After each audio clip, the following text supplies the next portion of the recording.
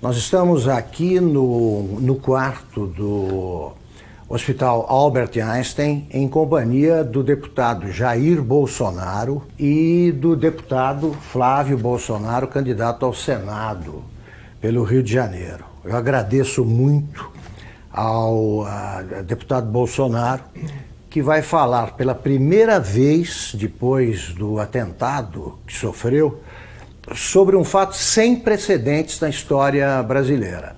Um candidato com grandes chances de vencer a eleição foi esfaqueado durante uma manifestação popular a seu favor. Então eu queria perguntar o seguinte, deputado: um episódio desse tipo, de tal forma dramática, o que o senhor sentiu no momento? O senhor comparou um soco no estômago, a sensação. A dor foi exatamente essa, né? A dor, quando eu levei a pancada, eu pensei que um cara tivesse dado um soco, uma pedrada meio de longe. O senhor não viu o rosto dele? Não, no rosto dele não vi. Eu vi um vulto, não teria condições de desviar a cara dele, não teria condições. Tá. Eu vi que tinha um vulto que se aproximou e deu uma estocada. E quando eu caí, eu falava para o segurança, né?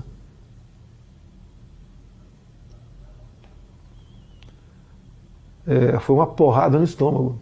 Porque eu olhei aqui, levantaram a camisa, tinha um cortezinho, mas não sangrava.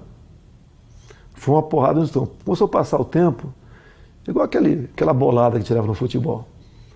E a dor não passava. E eles já estavam, os seguranças foram excepcionais, né? Os colegas meus da Polícia Militar, da Polícia Federal, tinha mais gente de outros órgãos, com toda certeza. Me levaram rapidamente para o hospital. Bem, o que eu fiquei sabendo lá no hospital? Na Santa Casa de Juiz de Fora.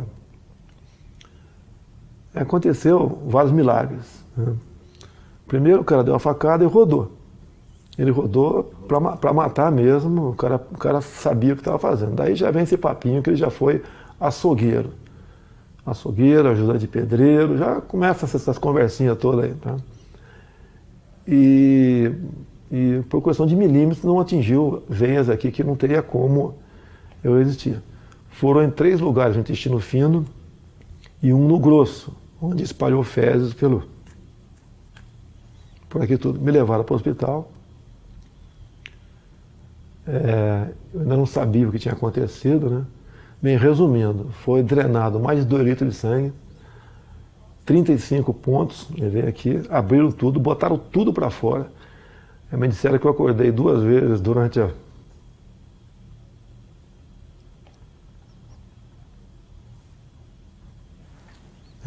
cirurgia, mas eu não estava sentindo dor, nada. E depois fiquei sabendo, quando eu acordei, que, não sei se era noite ou madrugada, eu estaria sendo transferido para cá, Alberto Einstein. O senhor chegou a perder os sentidos lá? Não perdi os sentidos lá. Não perdeu os sentidos? Nem até chegar ao hospital. Era uma dor de uma pancada no estômago insuportável. O senhor teve medo de morrer? Sempre existe esse temor. Digo mais, não é por mim. Em quem o senhor pensou? Em primeiro lugar, na minha filha, de 7 anos de idade. O senhor pensou nela, tem 7 anos. Ela, inclusive, me inspira na política, né? E, logicamente, depois da minha família como um todo. E sempre avisei a minha esposa que, desde o evento até hoje, está do meu lado, aqui em São Paulo, que poderia correr esse risco. O senhor achava que existia essa possibilidade, tá certo? Porque eu estava abusando, né? Se você vê as tomadas de aeroporto, muita coisa poderia acontecer. E eu falava para o pessoal de segurança do meu lado, que essa possibilidade ia se aumentar a partir do momento que a minha popularidade ia crescendo. Porque eu estou crescendo da onde, Augusto? Qual o tamanho do meu partido? Qual é o nosso fundo partidário? Eu costumo dizer, é verdade, quer ver? Você pontou aqui, tem 10 pessoas, 15 que trabalham comigo, a maioria voluntários. A minha equipe de política, ela é menor que a equipe da Polícia Federal, que por lei está à minha disposição. Deputado, o senhor acha que o autor do atentado, o Adélio Bispo de Oliveira, agiu sozinho? Eu acredito que não. Ele não é tão inteligente assim, não. Né? Que um ato como aquele, a tendência natural é ser linchado. Linchado. Então ele foi para cumprir a missão, quase que na certeza que não seria como. Teria gente ao lado dele. Teria gente ao lado dele. E isso realmente, pelo que eu ouvi dizer, não tenho certeza ainda, a Polícia Civil lá de Juiz de Fora está bem mais avançada que a Polícia Federal. Porque o depoimento que eu vi do delegado da PF que está conduzindo o caso, realmente um depoimento para abafar o caso. Eu lamento o que eu ouvi ele falando, dá a entender até que age em parte como uma defesa do criminoso. Então, isso não pode acontecer. Eu não quero que inventem um responsável, longe disso. Quer que apurem o caso. Eu falar que tal partida, tal não sei o quê, não. Dá para apurar o caso, dá para apurar. Tem uma passagem dele pela Câmara, ou melhor, uma passagem falsa dele pela Câmara, no dia 6 de setembro. Quando tu vai na Câmara, ô Augusto, você se identifica, eu estou no anexo 4, no gabinete tal. Ou é fotografado. Tal. É fotografado. Então quem foi que... Isso seria um álibi no futuro, que se não fosse pego ali, não, ele esteve na Câmara. Então, a Câmara dos Deputados, estou também junto ao pessoal do meu gabinete, a Polícia Legislativa trabalha com muita lisura, tenho muita amizade na Polícia Legislativa. A imprensa tem que apurar. A imprensa tem que apurar. Sabe que tem parte da imprensa que tenta acalmar o negócio ali, né? Mas tem que apurar. Porque o que está em jogo é o poder. Eu chegando lá, nós quebraremos o sistema. Não é na ignorância, não. É na lei. É na lei. Deputado, aliás, que tipo de castigo o senhor acha que o seu agressor merece? É uma tentativa de homicídio, né? Tem que ser o que está na lei. No Brasil não existe pena acima de 30 anos. Agora, eu costumo dizer muitas vezes, tentativa de homicídio, ou seja, eu estou vivo por milagre. Por que a pena dele tem que ser abaixo de um homicídio em si? Vamos mudar isso no futuro, se Deus quiser, caso seja presidente. E mais ainda, acabarmos com progressão de pena. E não ficar dando ouvido a entidades de direitos humanos que o presidiário vive em más condições. Quem estaria em péssimas condições de dia seria minha família se eu tivesse morrido. O senhor acha, para evocar argumentos invocados por adversários, que essa pregação do senhor contribuiu para a radicalização que teria levado a esse tipo de ato, de atentado? Como é que o senhor vê esse argumento? Exatamente o contrário. Eu sou vítima daquilo que eu combato. Eu costumo dizer nas minhas máximas, né? Eu prefiro a cadeia cheia de vagabundo do que o cemitério cheio de inocentes. Eu tenho projetos em Brasília, muitos deles inspirados na legislação de alguns estados norte-americanos, como, por exemplo, a lei dos 3 crimes. Lá, Augusto, se o elemento comete 3 crimes, não interessa quais sejam, tem estados que você começa com 25 anos, inafiançado, não, sem progressão. Eu copiei esse projeto e botei 10 anos, vou lutar para que seja aprovado. Não tem cabimento. Você pega um elemento, às vezes, cometer um crime bárbaro aí você vai na ficha criminal dele, tem 50 passagens pela polícia. O cara cometeu 3 crimes, 10 anos sem progressão. Saiu, fez de novo, passa para 20. O ser humano só respeita o que ele teme. Se cometer crime, a punição é quase inexistente, há um estímulo para você ser criminoso. Um exemplo que tenho falado muito é de uma deputada federal, uma japonesinha aqui de São Paulo. Ela teve uns 15 anos atrás, o filho de 8 anos sequestrado e executado em cativeiro. Já imaginou alguém matando uma criança de 8 anos de idade em cativeiro? Você é pai, você é mãe, imagine uma situação dessa. O elemento foi pego logo depois. Era um ex-funcionário dela. Foi condenado à pena máxima, mas depois de 6 anos, foi para o semiaberto. Eu estou vendo que o senhor está entusiasmado com o programa de governo, aí, mas eu quero ainda resgatar esse fato. Eu posso dar, só para dar uma história? Claro. Eu quero dar um depoimento aqui do sofrimento, da angústia nossa quando aconteceu. Eu ia te perguntar, como é que foi vista a coisa do outro lado ali? Meu irmão Carlos, ao lado e do outro lado. Meu irmão Carlos está acompanhando meu pai direto nessa agenda, dando suporte para ele, pô, importantíssimo, né? E eu fiquei sabendo por um jornalista. Eu estava sendo da sessão na LERJ, me ligou, seu pai está bem? Eu fiquei sabendo que tentaram dar uma facada nele lá em Juiz de Fora. Você estava onde? Eu estava na LERJ. Aí quando ele percebeu que eu não sabia o que tinha acontecido, ele falou assim para mim, pode ficar tranquilo que, pelo que eu sei, não foi nada grave não. Foi um sentimento que eu não tinha sentido antes. Eu subi, fui no gabinete de um deputado, que eu estava indo para conversar com ele, um deputado evangélico. Rapaz, quando eu cheguei lá, tinha uns 15 pastores no gabinete dele. E eu não sei porque eu me deu uma vontade, eu comecei a chorar muito, explicando o que tinha acontecido, sem saber o que tinha acontecido, né? E aí, você não sabia? Não sabia, mas eu chorava com medo do que pudesse acontecer, mas tinha certeza que não ia acontecer o pior. Pressentiu? Tinha certeza que não ia acontecer o pior. Mas pressentiu que podia ser fiz aquela oração, todo mundo ali, pela saúde dele. Eu entrei no carro, foram as horas mais longas da minha vida no trânsito, que era a véspera de feriado. E aí eu sabia assim, meu irmão tá lá com ele, tá bem cuidado, tá num bom hospital. E aí, mas eu fui me acalmando no caminho, né? Aí quando eu cheguei lá, que os médicos me explicaram o que era, é que eu falei assim, cara, foi milagre, esse cara não sabe o que aconteceu, ele estava acordando meio grogue. Você achou que seu pai poderia morrer? Eu em momento algum achei que ele fosse morrer, em momento não. Algum. Eu tinha uma paz dentro de mim que isso não ia acontecer. Mas quando eu vi o que tinha acontecido, a gravidade, o que os médicos me contaram, meu irmão me deu uma noção do que tinha acontecido também. E aí olha só o que esse cara me falou. Ele chamou perto, ele não tinha muita força para falar na hora. E aí ele me chamou pertinho da boca dele assim, né? Encostou o ouvido nele. Não foi com essas palavras, foi assim, se deram mal, tô vivo. O cara, num momento desse, não está pensando na saúde dele, está pensando no todo, no que ele representa. Então, eu tenho cada vez mais orgulho dele. Muito. E agora está aliviado. É um choro de alívio, né? E certeza de que Deus está preparando uma coisa muito grande para o nosso Brasil e está usando o cara aí. Com certeza.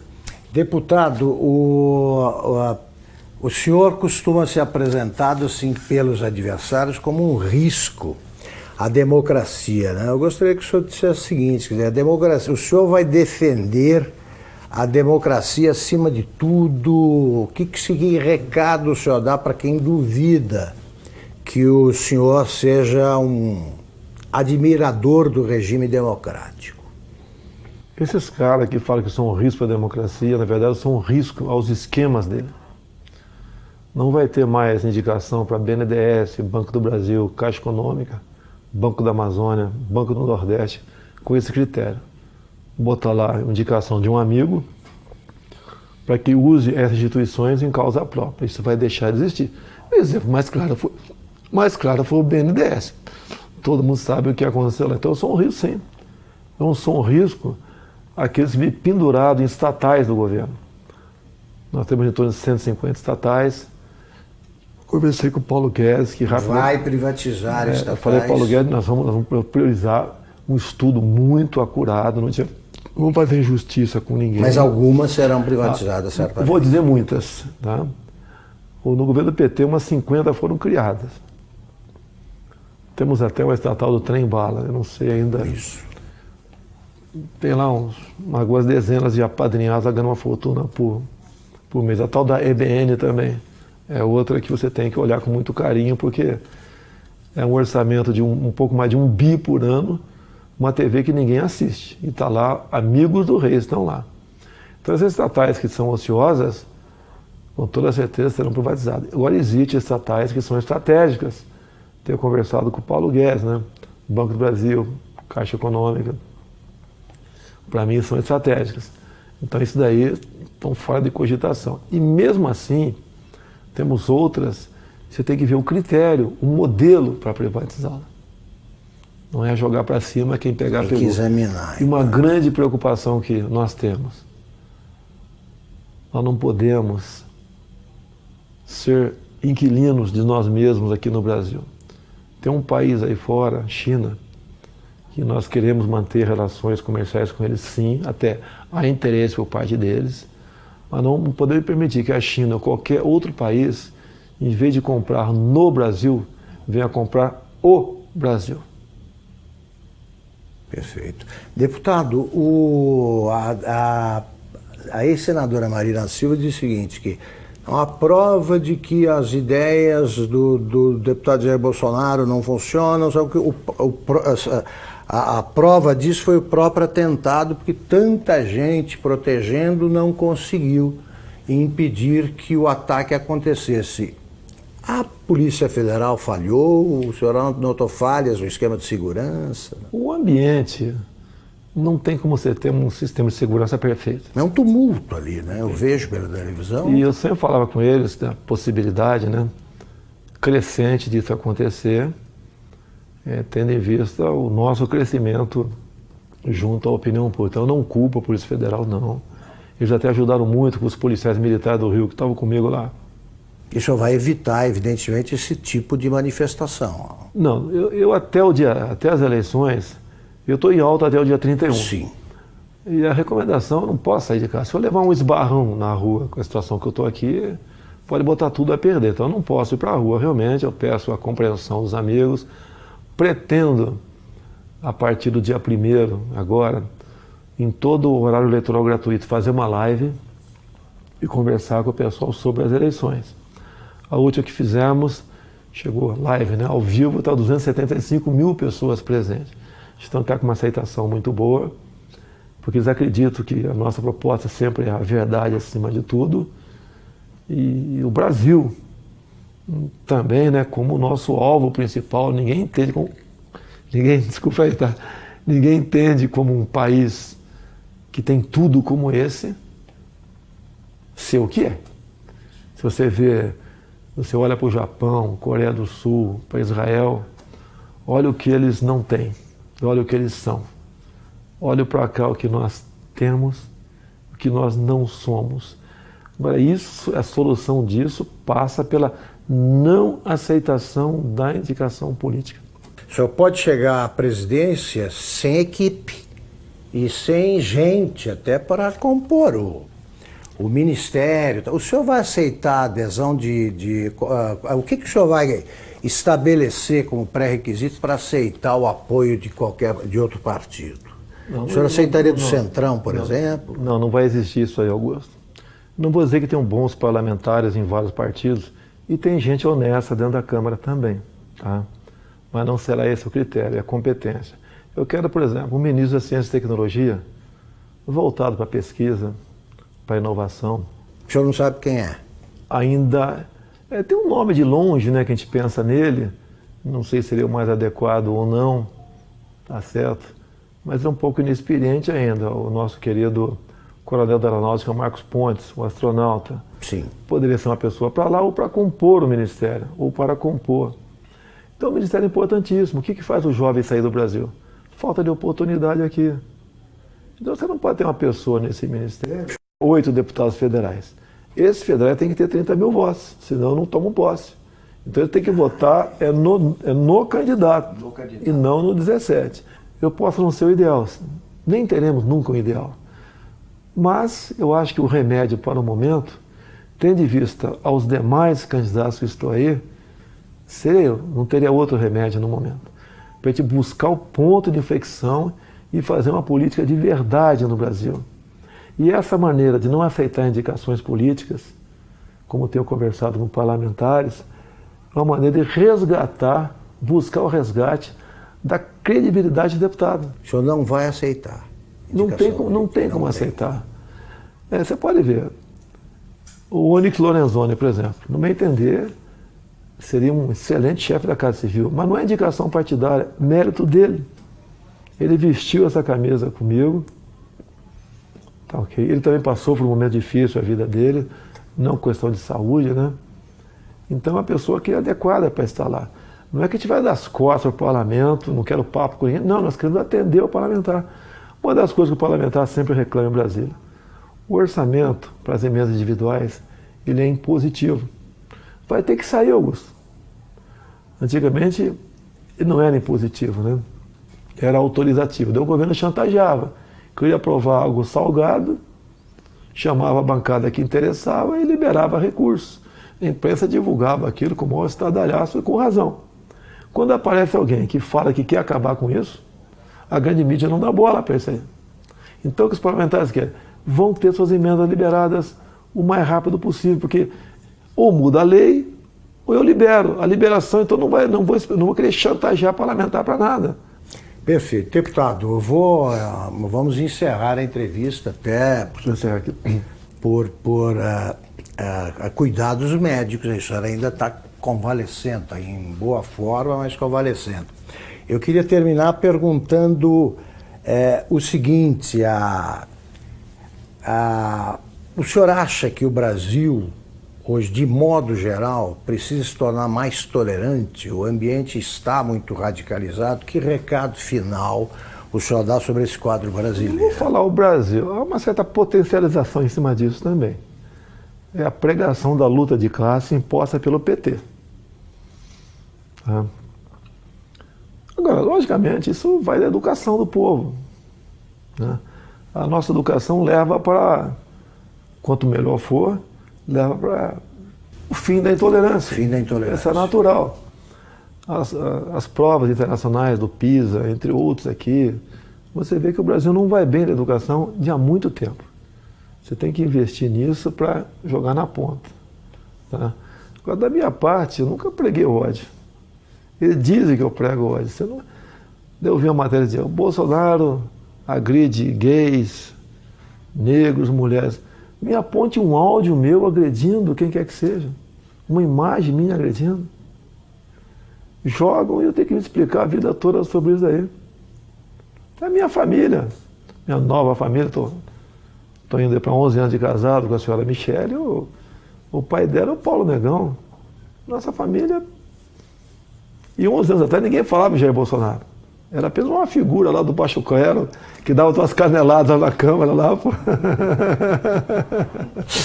Deputado, muito obrigado pela entrevista. Eu quero agradecer a todos vocês, em especial Augusto Nunes nesse momento, a população pela confiança, pela simpatia, agradecer pelas orações, vocês foram excepcionais.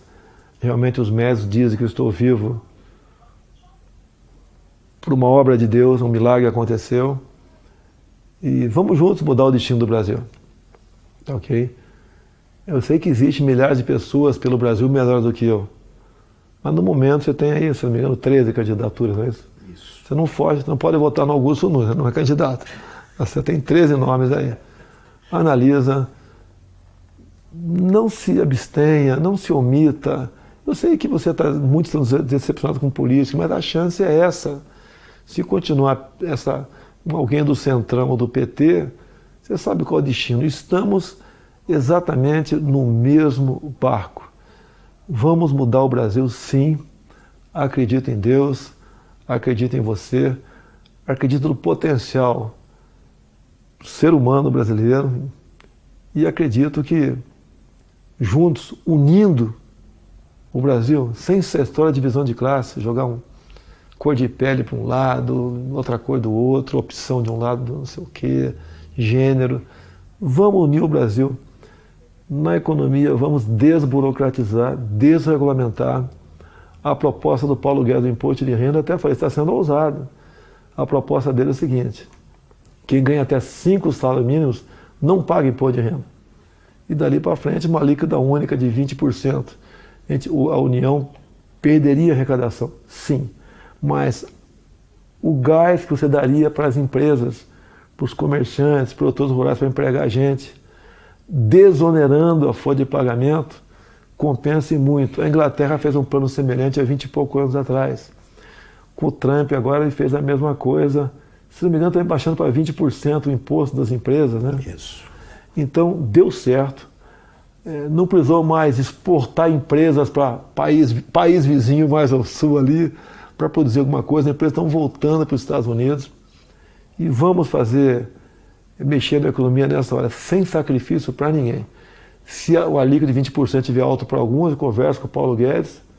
O Paulo, em vez de ser acima de 5, 20, até 10, 15, dali para frente, resolve essa parada aqui. Eu só falei uma coisa, Paulo, no final eu quero uma coisa, que a União arrecade menos. Muito bem, muito obrigado, deputado. Obrigado, deputado Flávio.